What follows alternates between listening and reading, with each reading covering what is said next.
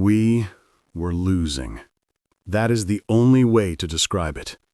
My people, the Arkan, had fought for centuries against many enemies, but this time was different.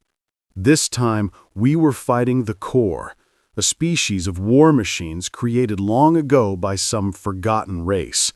They had no fear, no feelings, no need for rest. They only destroyed. At first, we thought we could hold them back.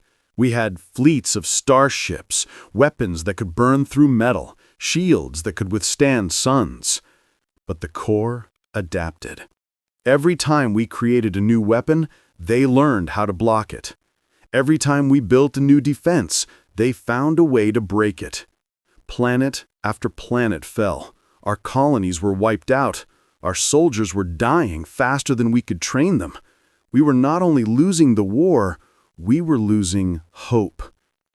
That was when the High Council spoke of an idea so desperate, so dangerous, that many called it madness.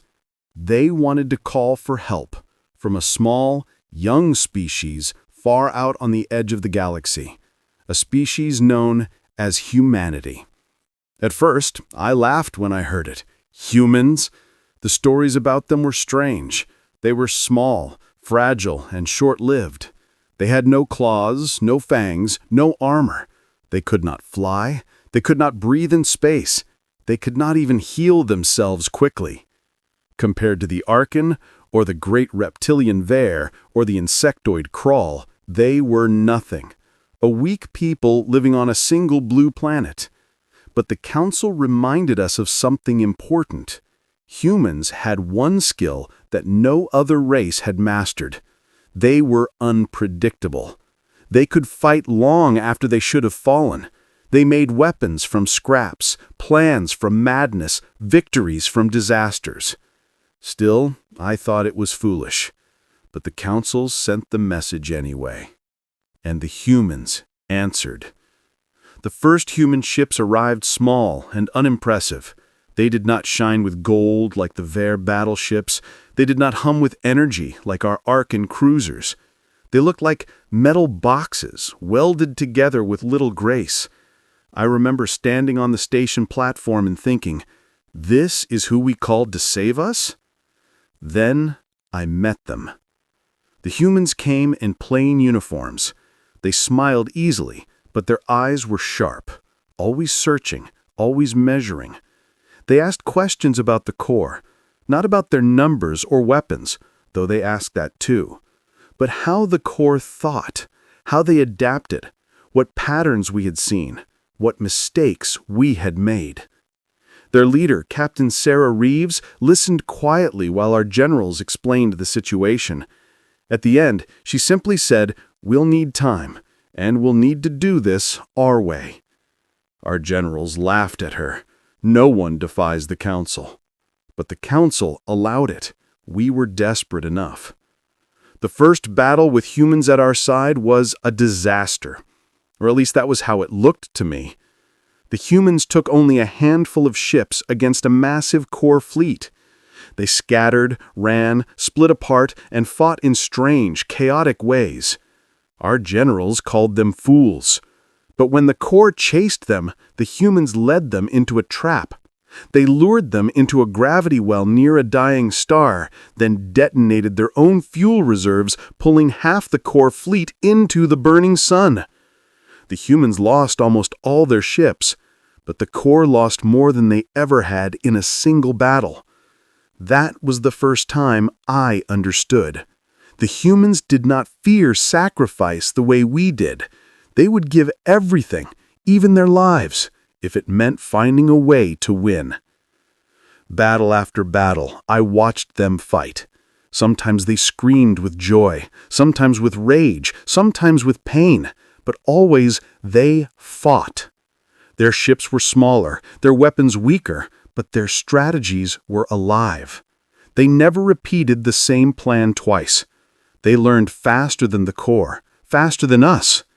When the core adapted, the humans adapted again. When the core blocked their weapons, the humans turned their ships into weapons. When the core tried to predict their movements, they broke every pattern, turning chaos into an art.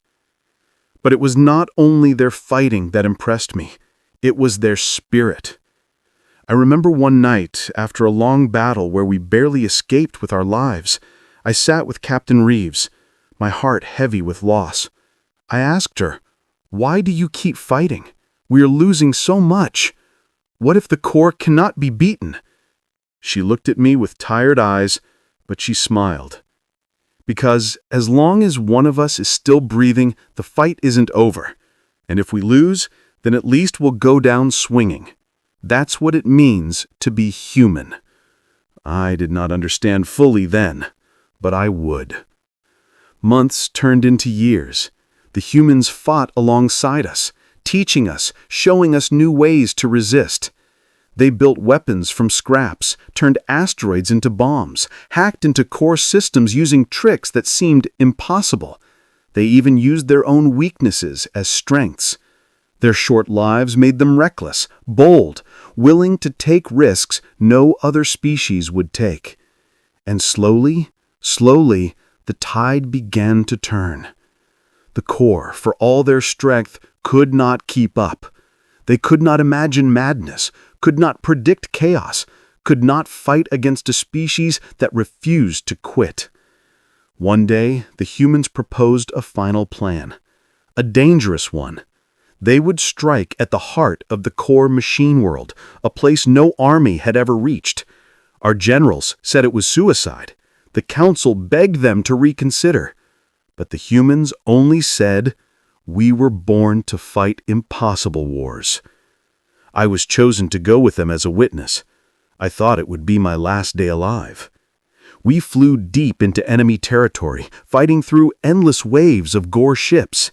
Human pilots shouted over comms, laughing as their ships burned.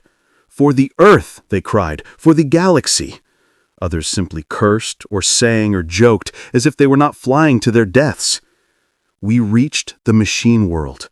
It was a planet made of metal, glowing with fire and power. No weapon had ever pierced it. But the humans had a plan. They sacrificed half their fleet to open a path. Then they rammed their ships into the planet itself, detonating warheads made from stolen core energy cores. The explosions ripped open the surface, exposing the machine's heart. And then the humans did something no one expected. They landed. They fought on the ground, face to face with the machines. Fragile, small humans against towering core warforms. They used fire, blades, explosives, even their bare hands. I watched through trembling eyes as Captain Reeves herself planted the final bomb deep inside the machine core. When the bomb exploded, the planet shook.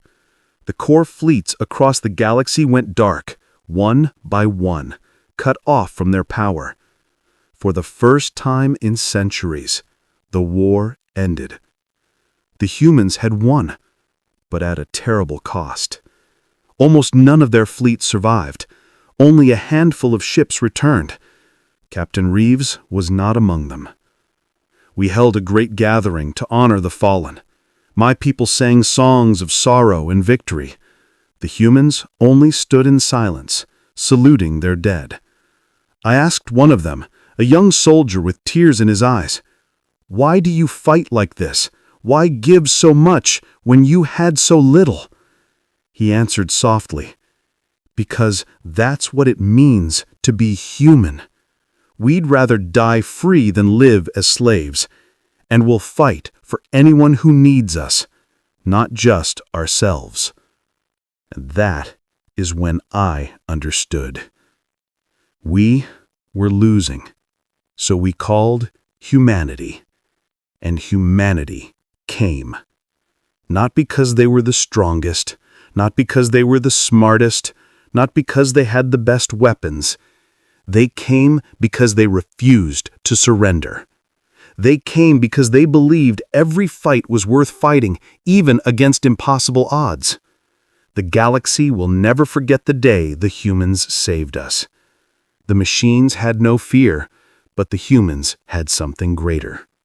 They had heart. And that is why when the histories are written, when the stars themselves remember, it will be said, "We were losing, so we called humanity, and humanity answered."